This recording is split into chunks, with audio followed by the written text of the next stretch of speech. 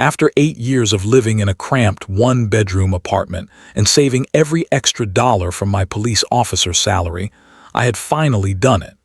I purchased my very first home, a modest 3-bedroom ranch in Oakwood Estates. The morning I received my keys remains one of the proudest moments of my life. The weight of them in my palm represented years of overtime shifts, passed-up vacations, and careful budgeting. I stood in the empty living room, sunlight streaming through the windows, imagining the life I would build in this space. The neighborhood itself seemed perfect for a police officer seeking tranquility after long shifts dealing with the worst of humanity. Neatly trimmed lawns stretched down the street. Children rode bicycles on the sidewalks. Neighbors waved to each other from their porches. After years of sirens and city noise, the peaceful quiet felt almost surreal. I remember thinking I had finally found my sanctuary, a place where I could decompress and leave the stress of police work behind when I came home. My moving truck arrived early on a Saturday. 2 friends from the department helped me unload the modest collection of furniture and boxes accumulated during my adult life. We had barely removed the first few items when I noticed a woman marching purposefully toward my driveway. She wore pressed khaki pants and a polo shirt emblazoned with Oakwood Estates HOA. Her silver hair was styled in the distinctive angled bob that would soon become the subject of memes in our police break room. "You must be the new owner," she said, extending a hand that felt cold and limp in mine. "I am Patricia Winters, HOA president. I see you have already begun making changes to the property." I glanced around, confused. Nothing had changed except boxes being carried inside. "I just started moving in," I replied. Patricia gestured toward the moving truck. "Vehicles of this size require prior approval for overnight parking, and that doormat you just placed, it exceeds the approved dimensions by at least 2 inches on each side." My friends exchanged glances as she pulled out a clipboard and began noting these supposed infractions. Before I could respond, she handed me a thick binder with Oakwood Estates Homeowners Association guidelines, emblazoned on the cover. The document was at least 100 pages long. Page 6 covers approved doormat sizes. Page 27 details the parking restrictions. And page 42 outlines the fine structure for violations, she said, her pen hovering over her clipboard. "First violations receive warnings. Second violations incur monetary penalties starting at $50 and increasing with each subsequent occurrence." She then conducted what felt like an inspection, noting potential issues with everything from the color of my moving boxes to the placement of the garden hose left by the previous owner. Despite her pleasant tone, something in her eyes conveyed an unsettling message. This was not a welcome but a warning. After she left, my friend Mark, a fellow officer, raised his eyebrows. "Seems intense," he commented as we continued unloading. "Probably just doing her job," I replied, not wanting anything to dampen my homeowner excitement. "Every neighborhood has rules, right? Keeps property values up." But that evening, as I sat surrounded by half-unpacked boxes reading through the HOA guidelines, an uneasy feeling settled in my stomach. The rules seemed excessive, with fines that appeared disproportionate to the violations. $25 daily fines for leaving trash cans visible from the street, $100 penalties for unapproved plant species in gardens. Something did not feel right. I dismissed the concern as paranoia born from my police training, always looking for trouble where there might be none. This was my dream home in my dream neighborhood. A strict HOA was a small price to pay for such a perfect setting. How problematic could one woman with a clipboard possibly be? The first few weeks in my new home passed in a blissful haze of decorating, arranging, and settling in. I installed blinds, hung pictures, and began transforming the house into my personal haven. Each morning before my shift, I would enjoy coffee on my back patio, listening to birds instead of traffic. Each evening, I would fall asleep in peaceful quiet rather than the constant urban soundtrack of my apartment. Despite that initial uncomfortable interaction with Patricia, I felt I had made the right decision. During my days off, I made an effort to introduce myself to the neighbors.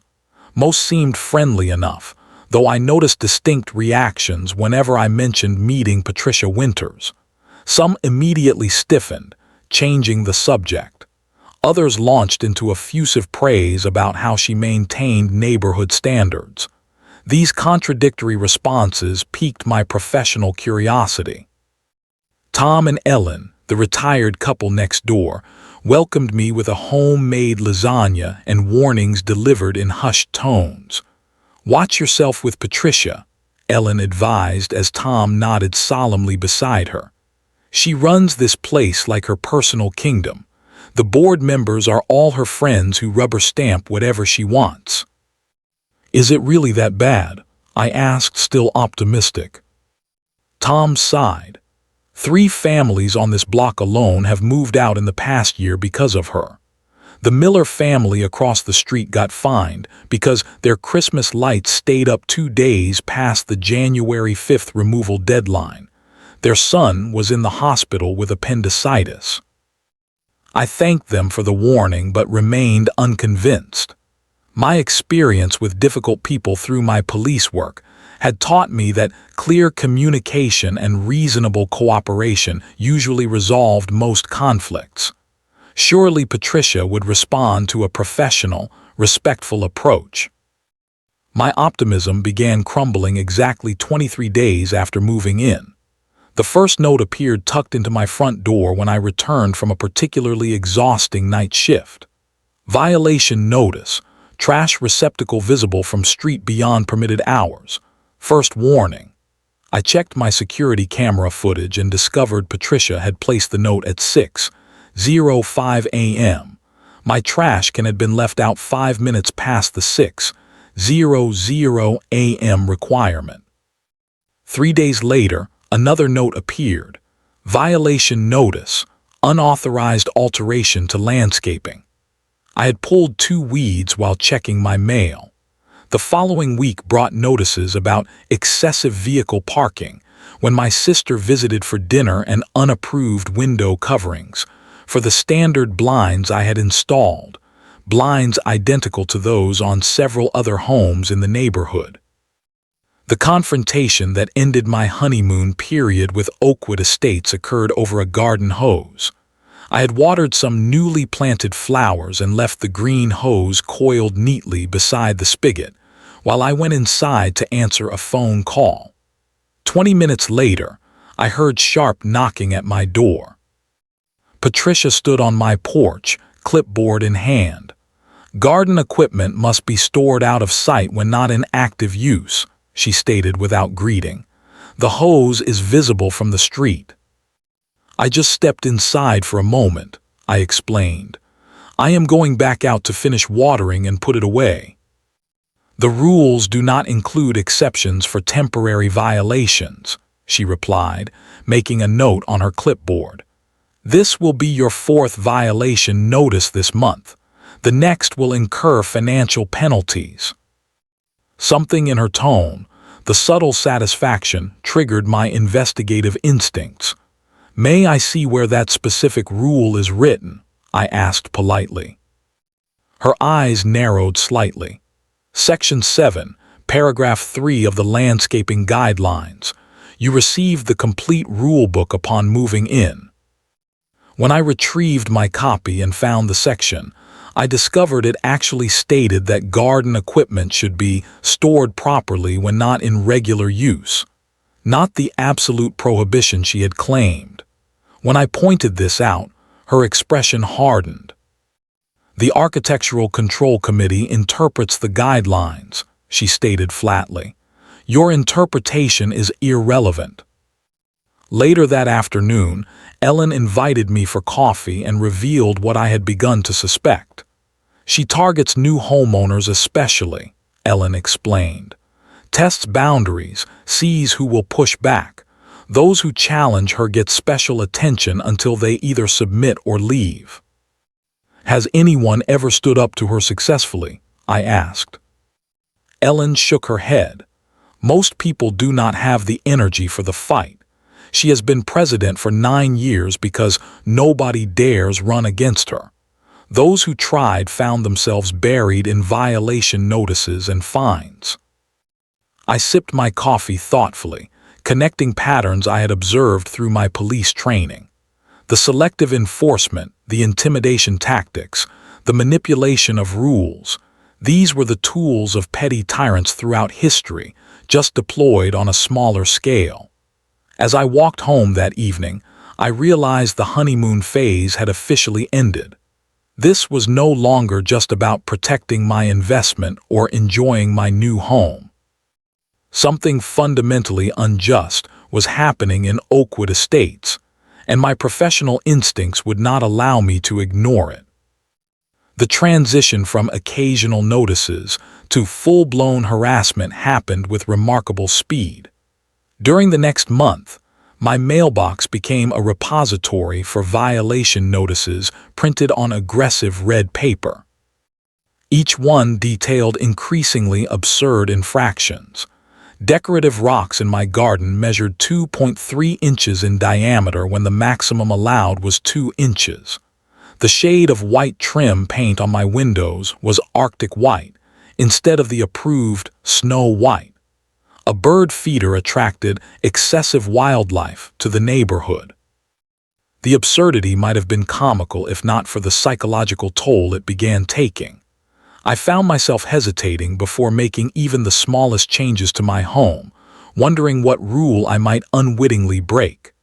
Neighbors began avoiding me outdoors, casting sympathetic but fearful glances when Patricia was nearby.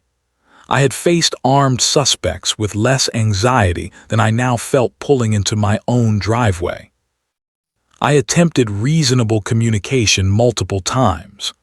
One morning, I approached Patricia with printed photos of other homes that had the same decorative rocks as mine, hoping to discuss the selective enforcement. "Your concerns about other properties are irrelevant," she responded dismissively. "Each violation is handled individually. If you have noticed other violations, you are welcome to submit them in writing to the board." When I requested clarification on the bird feeder rule, pointing out that many homes had them, she smiled thinly. "The committee considers the overall aesthetic impact on a case-by-case basis. Your particular feeder creates an undesirable concentration of wildlife activity." Every attempt at logical discussion met similar circular reasoning or outright dismissal. My police training recognized the tactics. When confronted with evidence, change the subject or reframe the issue. These were techniques I had seen criminals use during interrogations, not behaviors I expected from a neighborhood administrator. The monthly HOA meeting revealed the extent of her control. I arrived early, taking a seat in the back of the community center meeting room. About 20 residents attended, most sitting quietly with resigned expressions. Patricia conducted the meeting with the efficiency of a dictator, rushing through agenda items without meaningful discussion. When a homeowner raised a question about landscaping variances, Patricia cut him off mid-sentence. "The board has already decided that issue," she stated firmly. "Next item." I watched as board members nodded in silent agreement with every statement she made. When voting occurred, the pattern was identical each time. Patricia proposed, someone immediately seconded, and unanimous approval followed without discussion. The meeting was not governance but theater, a performance of democracy that masked complete control. After the meeting, I introduced myself to Bradley Wilson, the HOA treasurer, hoping to build an alliance. His eyes darted nervously to Patricia across the room before he mumbled something about being late for another appointment and hurried away. The message was clear. Nobody would publicly align themselves against her. That night, I made a strategic decision born from years of detective work. If I could not fight this system directly, I would document everything until patterns emerged that could not be denied. I cleared out my home office, transforming it into what my colleagues would have recognized as a case room. I pinned violation notices to a cork board, created a timeline of interactions, and began researching state HOA regulations with the same diligence I applied to criminal investigations. I installed security cameras covering all approaches to my property. I recorded every conversation with Patricia or board members. I documented identical violations throughout the neighborhood that went unaddressed. I photographed my property daily to establish a record of its condition. Every notice, every email, every interaction went into a meticulously organized file. Late nights researching state HOA laws revealed crucial information. Many of Patricia's enforcement actions directly violated California's Davis-Sterling Act governing homeowners associations. Selective enforcement was explicitly prohibited. Many of the fines exceeded statutory maximums. The architectural review process lacked the transparency required by law. Even the election procedures described in the meeting minutes raised serious legal questions about board legitimacy. Most importantly, I discovered that certain documents were legally required to be made available to all homeowners: financial records, meeting minutes, and architectural guidelines. I drafted a formal request for these documents, citing specific code sections that mandated their disclosure. When I handed Patricia this letter, her momentary widening of eyes told me everything. She had relied on homeowner ignorance of their rights, and that advantage had just evaporated. "I will need to consult with the board's legal counsel," she replied stiffly. "Of course," I responded pleasantly. "The statute allows 10 business days for production of records. I look forward to reviewing them." As I walked away, I felt the power dynamic shift slightly. Knowledge truly was power, and for the first time, Patricia sensed that she faced someone who understood the rules better than she did. The scales had not fully balanced, but they had begun to tip. My police training had taught me that building a case takes time and patience, qualities I had in abundance when pursuing justice. The idea originated during a casual conversation in the police department break room. I had been sharing my latest HOA saga with colleagues while microwaving my lunch. Captain Rodriguez, a 20-year veteran with a reputation for creative problem-solving, listened thoughtfully before speaking. "You know what you need," he said, leaning against the counter. "A housewarming party. Invite the whole department. Nothing shows true colors like putting someone under observation without them realizing it." The suggestion hit me with the clarity of perfect strategy. In my focus on documentation and legal research, I had overlooked the most valuable resource at my disposal: dozens of trained observers who understood the difference between legitimate authority and its abuse. More importantly, having multiple witnesses to Patricia's behavior would eliminate any possibility of it becoming my word against hers. That afternoon, I began planning with meticulous attention to detail.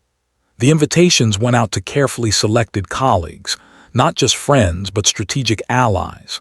Captain Rodriguez, who had mentored me since the academy; Sergeant Williams from Internal Affairs, whose career centered on investigating misconduct; Officer Chen, whose photographic memory had proven invaluable in court testimony; Detective Morales, whose spouse was a real estate attorney specializing in property disputes; and Chief Harrison, whose mere presence commanded respect.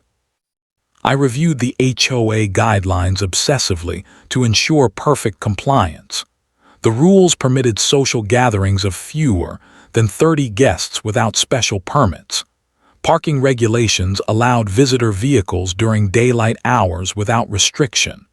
Noise ordinances set specific decibel limits that we would stay well below. Every possible objection was anticipated and addressed before it could arise. The party was scheduled for a Saturday afternoon, specifically chosen to fall within all approved hours for outdoor activities. The menu was planned to avoid any cooking methods that might create smoke or strong odors that could trigger complaints. Even the decorations were selected in approved color schemes mentioned in the architectural guidelines. 2 weeks before the event, Patricia's surveillance intensified noticeably. Her red sedan drove past my house with increasing frequency. When I retrieved my mail, I often spotted her watching from her living room window. The day I set up patio furniture for the upcoming gathering, she appeared with her clipboard within minutes, inspecting the placement from the sidewalk but not approaching. My security cameras captured her taking photographs of my house from public spaces, documentation I added to my growing file. Neighbors reported being questioned about my activities and visitors. One even admitted Patricia had asked if I had mentioned legal action regarding the HOA. The community felt the tension building, even if they did not understand its source. 3 days before the party, the escalation I had anticipated arrived via certified mail. The envelope contained an official-looking document titled Notice of Potential Covenant Violation. The letter stated that information has been received about a planned, large-scale gathering at my address, and reminded me that unapproved events exceeding occupancy limitations could result in fines starting at $250 per hour of violation. I examined the HOA guidelines again, confirming what I already knew. No such occupancy limitations existed for private gatherings within homes. The letter referenced sections that either did not exist or pertain to the community center, not private residences. This was not enforcement but intimidation, relying on the assumption that I would not verify the claims being made. Rather than responding directly, I printed the letter and added it to my evidence file. Then I called Detective Morales, whose spouse reviewed the document and confirmed my assessment. The notice had no legal basis and constituted a textbook example of selective enforcement and harassment. They offered to attend the party not just as guests but as legal observers, an offer I gratefully accepted. The day before the gathering, I received a text message from Ellen next door. Patricia called an emergency board meeting tonight. Overheard her saying something about preventing your party tomorrow. Be careful. That evening, I sat at my kitchen counter reviewing my strategy. The chess pieces were all in position. Every detail had been considered, every contingency planned for. My training had taught me that suspects often reveal their true nature when they believe they have the upper hand, when they feel confident enough to overreach. Patricia's pattern of escalation had been predictable, driven by an unchecked sense of authority that had never faced serious challenge. I glanced at the framed photo on my wall, my academy graduation, standing proudly in uniform. The oath I had taken then extended beyond my official duties. To protect and serve applied not just to crime prevention, but to standing against any abuse of power, no matter how small the stage on which it occurred. The morning of the party dawned clear and bright. As I arranged chairs on the patio and set out coolers filled with non-alcoholic beverages, alcohol being prohibited in visible outdoor spaces per HOA rules, I caught a glimpse of Patricia watching from her window. The curtain quickly closed when she realized I had noticed. The stage was set. Tomorrow would bring either resolution or escalation. Either outcome would advance my goal of bringing accountability to Oakwood Estates. Saturday arrived with perfect weather. sunshine warming the afternoon air to an ideal temperature for an outdoor gathering. I had been awake since dawn, double-checking every detail against the HOA guidelines to ensure impeccable compliance. Lawn freshly mowed to exactly 2.5 inches as specified in Section 12. Patio furniture arranged with the required clearance from property lines. Even the welcome mat had been measured and confirmed to match approved dimensions. The first guests arrived at exactly 2:00 p.m., Officer Chen and his wife bearing a houseplant as a gift. I noticed Patricia's curtains twitch as they walked up my driveway. Within 30 minutes, a steady stream of visitors appeared, each arriving in civilian clothes that gave no indication of their profession. To any observer, we appeared to be nothing more than friends gathering for a casual celebration. "Nice place you have here," Captain Rodriguez commented loudly as he handed me a gift bag. Then, lowering his voice, he added, "Your friend is documenting arrivals from her front window, third one from the left." I nodded slightly, maintaining my welcoming smile. "Thanks for coming. Food and drinks are in the backyard." Detective Morales arrived with his spouse, the real estate attorney. "We parked exactly 18 inches from the curb," he joked, referencing one of the more ridiculous HOA regulations. I actually used a tape measure. Through my peripheral vision, I monitored Patricia's increasing activity. She had progressed from window observation to more overt surveillance, retrieving her mail 3 times in an hour, and taking an unusual interest in gardening her front beds, which happened to provide an unobstructed view of my driveway. Each time a new guest arrived, she made notes on her ever-present clipboard. By 3:30 p.m., my backyard hosted 23 guests, well within the guidelines but enough to create the appearance of a substantial gathering. Conversation flowed easily, punctuated by laughter and the occasional enthusiastic greeting when department colleagues recognized each other. Music played at precisely the permitted volume from speakers positioned to direct sound away from neighboring properties. Chief Harrison arrived fashionably late, his commanding presence drawing respectful nods from officers accustomed to seeing him in uniform. I was giving him a tour of the house when Officer Williams appeared in the doorway. "Heads up," she said quietly. "Your neighbor is making her move, walking straight toward your front door with purpose." I thanked her for the warning and moved to the entryway, arriving just as the doorbell rang with an aggressive, sustained press. When I opened the door, Patricia stood on my porch, clipboard clutched like a shield against her chest, face flushed with what appeared to be righteous indignation. "Mr. Davis," she began without greeting, "this gathering exceeds the permitted occupancy for residential properties in Oakwood Estates. I must insist that you disperse your guests immediately or face significant fines." Her voice carried deliberately, pitched to be overheard by anyone nearby.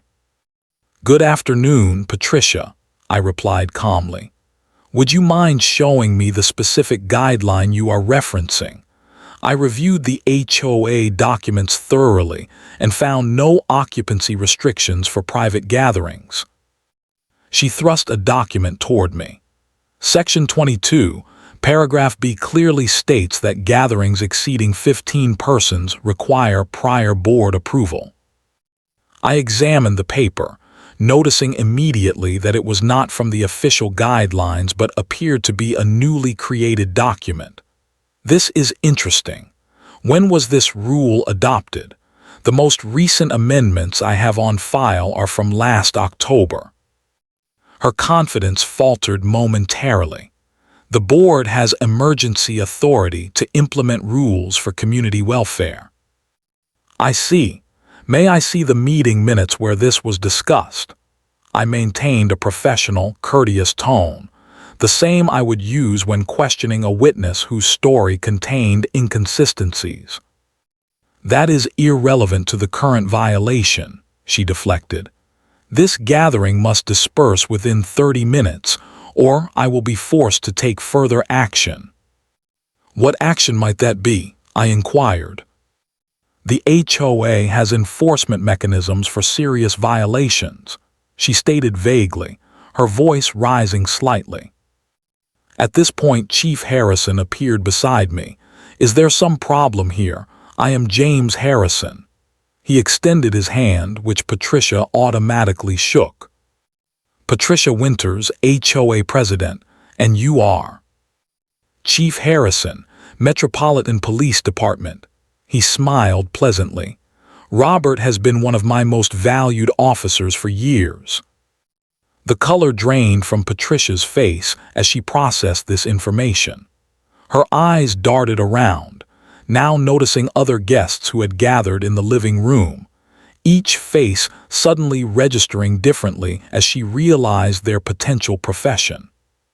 You are all police officers, she asked, her voice notably quieter. Many of us, Captain Rodriguez confirmed, joining us. Department tradition. We always welcome our colleagues into new homes. I am Captain Rodriguez, Internal Affairs Division. Patricia stepped backward, her clipboard now held like a barrier. Nevertheless, HOA regulations apply to everyone regardless of profession. Absolutely, I agreed. Which is exactly why I have been so careful to ensure compliance with all legitimate rules. Would you care to join us? We have plenty of food, and I am sure everyone would be interested in learning more about proper HOA governance. Her refusal was immediate and flustered. She retreated down my front walk with uncharacteristic speed, glancing back several times as though expecting pursuit. Through my security camera feed, I watched her return to her home and make what appeared to be an agitated phone call.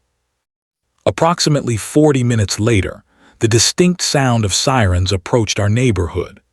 3 patrol cars pulled up outside my house, responding to what dispatch later confirmed was a noise complaint reporting a large, disruptive party with possible intoxicated individuals.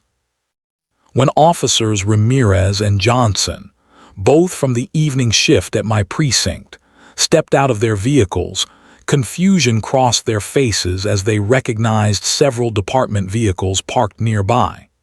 Chief Harrison, Captain Rodriguez, and I met them at the curb. Chief, Officer Ramirez said, clearly surprised. We received a 911 call about a disturbance at this address. As you can see, Officer Ramirez, there is no disturbance, Chief Harrison replied, gesturing toward the perfectly orderly gathering, though I would appreciate knowing who filed a false police report. From across the street, we could see Patricia watching from behind her curtains as the responding officers entered my home, only to discover half the police department socializing peacefully. Officer Johnson could not contain his laughter as he radioed dispatch to clear the call as unfounded. The culminating moment, the image that would become legendary in our department, was Patricia's expression when Officer Ramirez crossed the street to question her about the false report. The perfect facade of authority crumbled visibly as she realized her tactical error. She had unwittingly reported a police officer's gathering to his own colleagues, creating an official record of her harassment that could not be denied or explained away. As the patrol cars departed, guests raised their glasses in a quiet toast. No words needed to be spoken. Justice had begun its steady, inevitable march through Oakwood Estates. The official police report documenting the unfounded noise complaint became the cornerstone of what quickly evolved into a comprehensive case against both Patricia personally and the HOA board's governance practices. What had begun as a simple housewarming party transformed into an impromptu legal strategy session when Detective Morale's spouse offered their professional insights on the situation. Filing a false police report is a misdemeanor, they explained as several of us gathered around my dining table the following morning. But it also establishes a documented pattern of harassment that strengthens any civil action. The HOA's selective enforcement and procedural violations give you multiple grounds for legal recourse. Captain Rodriguez, who had remained overnight in my guest room, spread the collection of violation notices across the table. Classic intimidation tactics. Create the illusion of authority through volume and consistency. Make the target feel isolated and powerless. The morning sunlight streamed through the windows as my colleagues volunteered their professional expertise. Officer Chen, whose previous career had been in accounting, offered to examine the HOA financial records I had requested but not yet received. Sergeant Williams proposed interviewing other homeowners to document similar patterns of selective enforcement. By midday, what had started as one officer's personal problem had transformed into an unofficial department project, a chance to apply investigative skills to address a different kind of injustice. Chief Harrison made one call to the city attorney's office, which resulted in an immediate records request being sent to the HOA board for all financial statements, meeting minutes, and enforcement actions from the past 5 years. Patricia's reaction to the legal pressure came swiftly. That afternoon, Bradley Wilson, the HOA treasurer, appeared at my door looking nervous and clutching a manila envelope.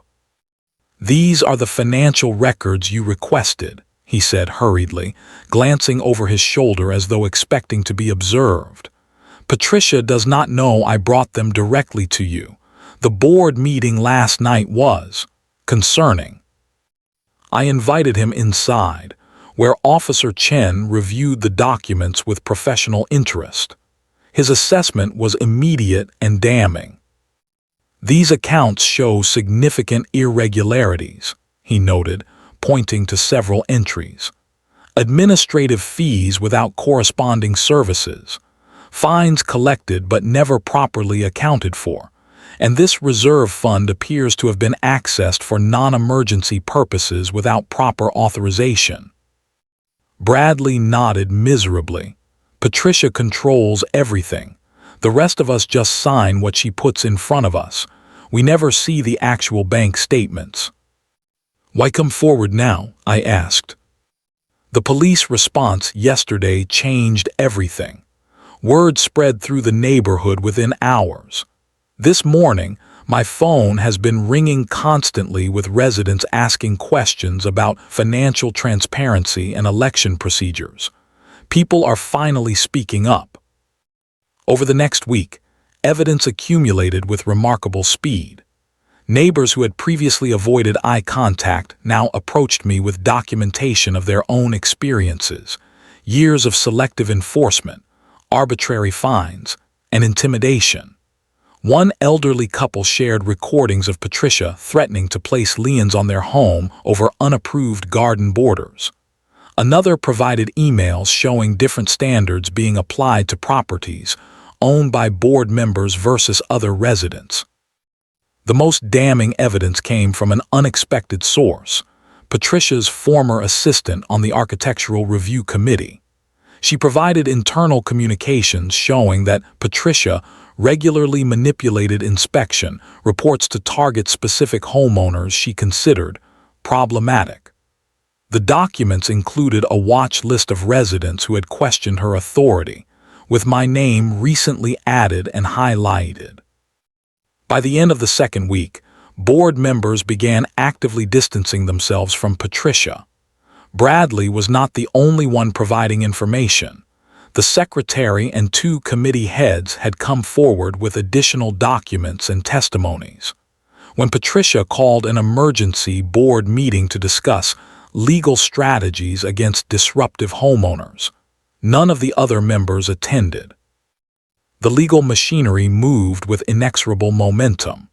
The city attorney's office, finding evidence of potential financial impropriety, referred the matter to the district attorney for review. The state agency overseeing homeowners associations initiated an investigation into governance violations. My own attorney filed a civil action alleging harassment, selective enforcement, and procedural violations.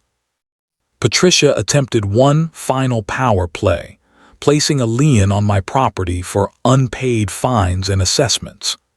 The move backfired spectacularly when my attorney demonstrated that the action violated state law requiring proper notice and hearing procedures before such measures could be taken. The community held its collective breath as legal notices were delivered and formal investigations announced. For many residents, this represented the first challenge to Patricia's authority that showed actual promise of success. Neighbors began gathering spontaneously in driveways and front yards, sharing stories and information that had previously been whispered behind closed doors. What had begun as one homeowner's struggle against petty tyranny had evolved into a community awakening, a reclaiming of governance that had been co-opted for personal power. The machinery of justice, once set in motion, could not be stopped by neighborhood intimidation tactics or procedural manipulation. The Oakwood Estates Community Center had never been so crowded. Residents filled every available chair, lined the walls, and spilled out into the hallway for the special election called after 4 board members resigned following the investigation's preliminary findings. The energy in the room vibrated with nervous anticipation, the kind that accompanies the end of an era and the uncertain beginning of something new. Patricia was noticeably absent, her legal troubles having expanded beyond HOA matters. The district attorney had filed charges related to financial misappropriation based on evidence uncovered during the investigation. The lien she had attempted to place on my property had resulted in additional charges of filing false documents. Her public humiliation was complete when local news covered the story of an HOA president calling police on a gathering of law enforcement officers. The election process that evening was remarkably different from the tightly controlled performances I had witnessed previously. Candidates for board positions presented themselves openly, discussing their visions for community governance focused on fairness and transparency. Homeowners asked pointed questions about enforcement philosophy and financial oversight. The democratic process that had been merely theatrical under Patricia's reign now functioned with authentic deliberation. When the votes were tallied, the results reflected the community's desire for fundamental change. The new board consisted entirely of residents who had promised reform, including Bradley Wilson, who had earned redemption through his cooperation with investigators. Ellen from next door, who had warned me about Patricia from the beginning, was elected president with a mandate to revise the bylaws and enforcement procedures. In the months that followed, the transformation of Oakwood Estates unfolded through a series of small but significant changes. The new board's first official act was to suspend all outstanding violation notices pending review under revised standards. The 100-page rulebook was replaced with a simplified 15-page document focused on reasonable standards rather than micromanagement. My own role evolved unexpectedly. Initially viewed as the catalyst who had exposed the corruption, I found myself increasingly consulted on matters of fair governance and procedural justice. When the board formed a committee to draft new architectural guidelines, they asked me to participate to ensure the rules would be clear, reasonable, and equitably enforceable. Patricia's legal consequences unfolded with appropriate gravity. The court ordered restitution for improperly collected fines, community service hours, and probation terms that included a restraining order preventing her from attending HOA meetings or contacting board members. The house with the red door, her former showcase property, went on the market shortly after her court appearance. The physical appearance of the neighborhood evolved as the psychological oppression lifted. Basketball hoops appeared in driveways. Garden gnomes emerged from hiding. Holiday decorations reflected personal expression rather than conformity to rigid standards. Children played more freely in front yards without parents anxiously watching for clipboard-wielding inspectors. 1 year after my housewarming party, Oakwood Estates held its first community celebration in the neighborhood park. Families who had previously avoided interaction now chatted comfortably, while children played together on the newly renovated playground equipment. Former adversaries found common ground in their shared relief at the governance transformation. The atmosphere of suspicion had been replaced by genuine neighborliness. As I helped hang colorful lanterns for the celebration, Ellen approached with a smile. "Remember when you first moved in? We were taking bets on how long you would last before Patricia drove you out." "And now?" I asked, securing a string of lights to a tree branch. "Now we are wondering how we survived so long under that regime. It is like the neighborhood can breathe again." Later that evening, as twilight settled over the gathering, I observed the scene with quiet satisfaction. Children darted between groups of chatting adults. Neighbors who had once avoided eye contact now shared food and stories. New residents were welcomed with genuine warmth rather than clipboard inspections. The true victory was not simply the removal of one person's toxic influence, but the restoration of community itself, the transformation from houses in proximity to actual neighbors who cared about each other's welfare. As I helped install the new neighborhood sign that evening, "Welcome to Oakwood Estates,"